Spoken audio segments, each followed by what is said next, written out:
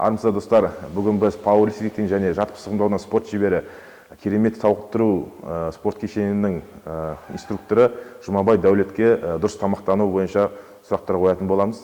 Бізбен бірге болыңыздар. Дұрыс тамақтану дегеніміз дұрыс режим сақтау, тамақты уақытылы жеу. Мысалы, асаңғы ас, түскі ас, кешкі асты бірден ішетіндер бар. Қосып кешке бірден ішетіндер бар. Ол режимді бұзады. Ол режим бұзылғаннан кейін адамда лептин деген гормон болады. Лептин деген гормон көтерілген кезде барлық зиянды заттарды адам өзіне сіңіреді. Лептин деген гормонды көтермеу үшін таңғы ас, түскі ас барлығын уақытылы жеген дұрыс тамақтану диетаға жатпайды. Диета деген определенный әркімнің өзінің калориясы есептеледі. Мысалы, мөлшері адамның қанша жеу керек, мысалы, содан процентаж, мысалы, бірнеше пайыз алынып тастайды калория. Сол алынған кезде ол недостаток болады, сол арқылы адам азиды, тез азиды. Ал дұрыс тамақтану деген, ол дұрыс тағамдарды пайдалану білу, дұрыс тамақтарын пайдалану білу, режим білу, екеу екі бөлек. Мысалы, толық адамдар, салмағы көптер тез азиды дейді.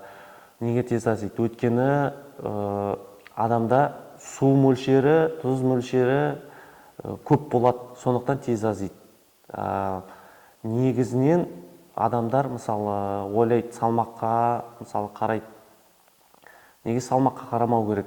Салмаққа емес, адамның қанша мөлшер, мысалы, қанша пайыз жаңағы майы болады организмде, соны бірінші очерт қарау керек.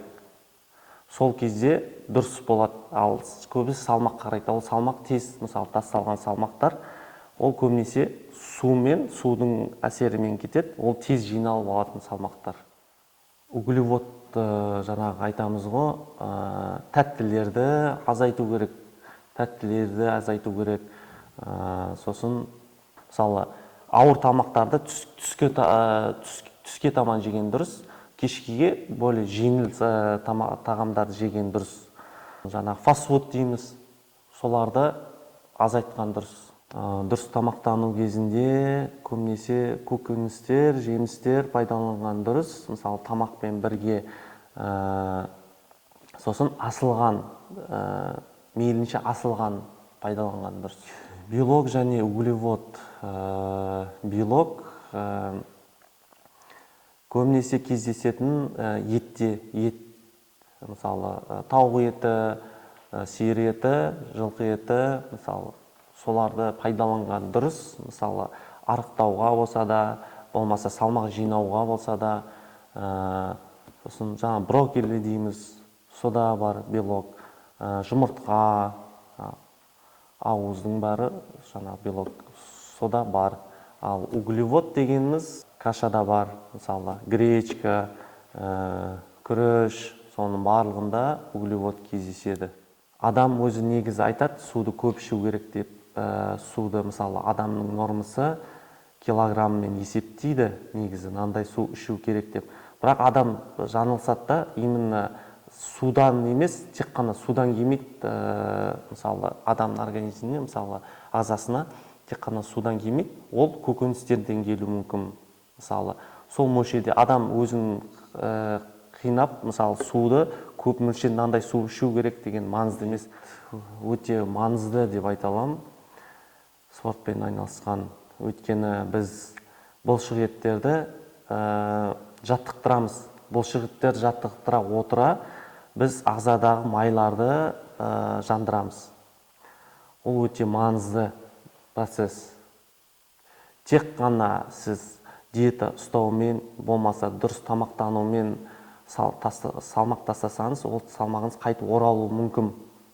Ал сіз жаттығу арқылы тастаған салмағыңыз қайтып орнына оралмайды деп айта аламын. Өйткені сіз ол жерде бұлшық еттеріңізді жаттықтырасыз. Бұлшық еттер жаттыққан сайын, мықты болған сайын, адамның ағзасындағы майлары өсу өсуі аз процентте болады. Маңызды кеңес. Ең бірінші кеңесім ол режимді ұстау. Сіздің режиміңіз бұзылып кетіп жатса, оған өкінудің қажеті жоқ. Оны мысалы қайттан сол қалпыңызға келуіңізге болады мысалы. Сосын қазір cheat meal деген процесстер көп. Ол аптасына мысалы 2 рет режим бұзуға болады. Қалған күні өзіңіздің мысалы режиммен дұрыс тамақтанасыз. Тек қана солайынан жүресіз.